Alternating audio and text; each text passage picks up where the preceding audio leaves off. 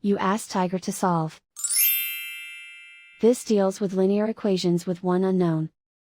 The final result is x equals 26/5. Let's solve it step by step.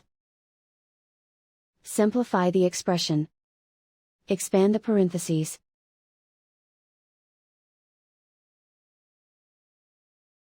Group like terms. Multiply the coefficients. Simplify the arithmetic.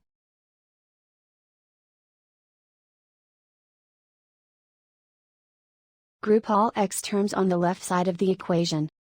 Add 4x to both sides. Group like terms.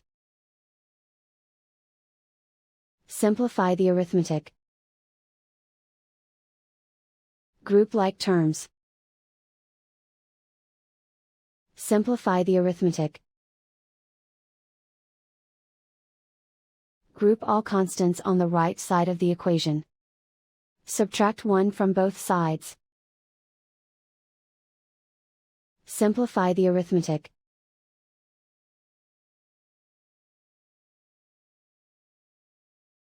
Isolate the x. Divide both sides by 5. Simplify the fraction. And so the final result is x equals 26/5.